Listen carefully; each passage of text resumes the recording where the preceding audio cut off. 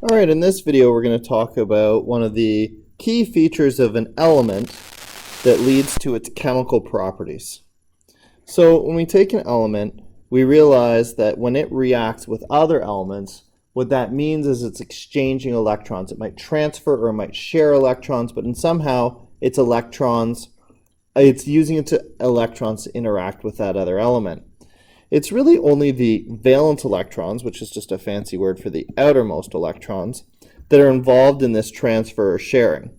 As a result, to understand the chemical properties of an atom, it's useful to think about the perspective or the effect that atom has on its valence electrons. Let's take lithium, for example. So lithium, in its most common isotope, is lithium-7. That means that it has 3 protons, and for neutrons it would be 7 minus 3, or it has 4 neutrons, and those are all existent in this tiny little nucleus, which I'm drawing like this, but really should be thought of like this tiny little nucleus where they're all stuck in there. And then in the first shell, it would have 2 electrons. And then if we assume that this is an uncharged lithium atom, we'll add another shell with another electron.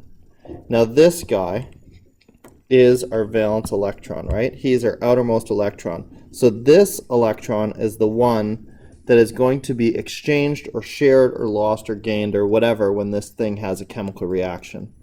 So while these guys are electrons too, we kind of don't care about them as much because we consider them inner electrons and they're not going to be involved in chemical reactivity. So it's this guy we got to almost take the perspective of or put ourselves in the place of to understand why this atom's going to react the way that it does. To understand this more thoroughly, I'm going to repeat this drawing but a little bit more to scale over here. I say a little bit more to scale. It's still not going to be to scale, but it'll give us a better idea.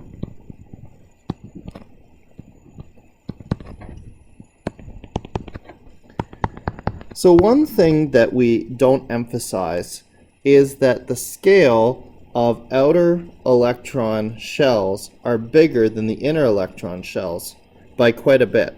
So this third electron here, this valence electron, this guy right here, when he looks in, he doesn't see a fine atomic structure all that clearly. Instead, what he sees is he sees 2 negative electrons and 3 positive protons.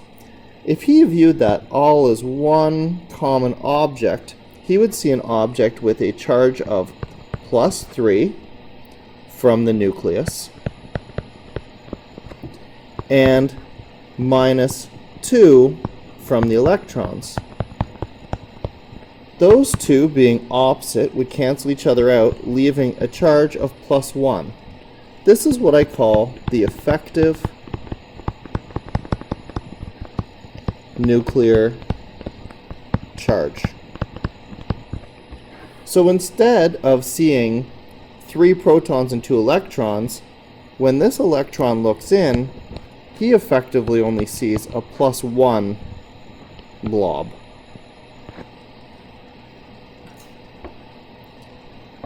+1 is the lowest effective nuclear charge that you can have.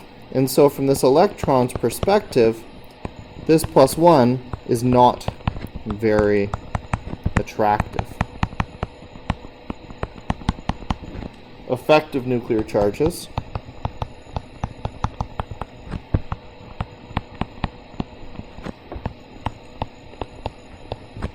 can range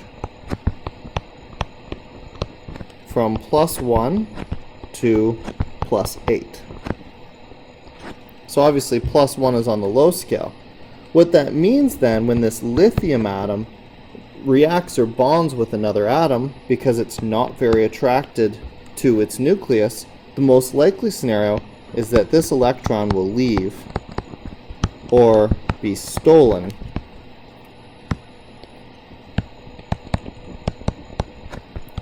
by a neighboring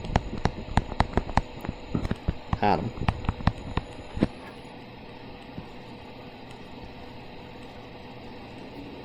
So that's lithium. It's the lowest effective nuclear charge of +1, meaning that it has a very weak hold on its valence electrons. And then we talk about how the highest effective nuclear charge is +8, and that would have a very strong pull on its valence electrons. To see an atom on the opposite end of the spectrum, we can take the atom fluorine. Again, the most common isotope of fluorine is fluorine-19, and it has 9 protons there. That's its atomic number. And so what we would say for fluorine is that it has 9 protons. 19 minus 9 gives us our number of neutrons. Not that that's really important, but anyway. And then if it's neutral, we would say it has 2 electrons in its first shell. And then in its next shell, it would have 7. So that's neutral fluorine. Now let's just take this electron right here as the electron that we're going to consider the perspective of. When that electron looks in, it does not see 9 protons and 2 inner electrons, but instead it sees the combination of those two things. So it sees a nucleus with a charge of +9 and the 2 inner electrons. So +9 minus 2 for each electron. And so what it sees left over here is a +7. Not just that electron, but all of the valence electrons, when they look in, see that +7. It's only the inner electrons that shield out the nucleus. Sometimes this effect is called shielding. So this electron is shielded by these 2 electrons, and this electron is shielded by these 2 electrons. But because they are the same distance from the nucleus, they don't shield each other. Now that's not to say that there isn't some repulsion between these valence electrons. There is. There's actually not as much as we'd expect there to be, and this is some issue that we're going to deal with later. We're not going to ignore, or we're going to ignore right now. But in the end, what's important is when this one electron looks in, he sees +7, keeping in mind that the scale goes from +1 to +8. So this is obviously a very attractive nucleus. What that means then is that this electron will not leave this nucleus at all. In fact, if there's some other electron, say this guy who was sitting outside lithium, not particularly attracted to his lithium, floats around, this atom with its very attractive nucleus is able to attract in other electrons. Effective nuclear charge isn't the only factor that determines whether electrons or atoms are likely to lose their electrons or gain their electrons, but it is the most important factor. We know that all of the atoms underneath lithium on the periodic table are all +1s, and that's why they're all the most reactive metals. They're the atoms that give away their electrons the most easily. We know all the atoms underneath fluorine on the periodic table are all +7s, and so those are all the halogens, or the atoms that try to take in electrons most actively. So this is really the key to understanding why atoms react the way that they do. Effective nuclear charge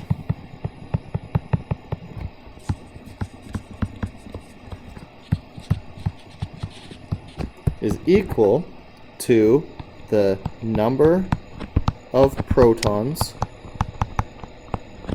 in the nucleus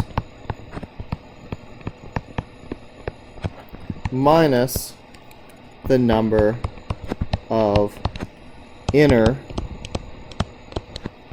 electrons in the atom. And again, one more time, the reason for that is that when this electron looks at this big central object, it doesn't see 9 protons and 2 electrons separately, but it sees some object that has in its general area 1, 2, 3, 4, 5, 6, 7, 8, 9 positive things and 2 negative things. So when we count up the total charge, we have 9 positive things and 2 negative things, and we're left with an overall charge of +7.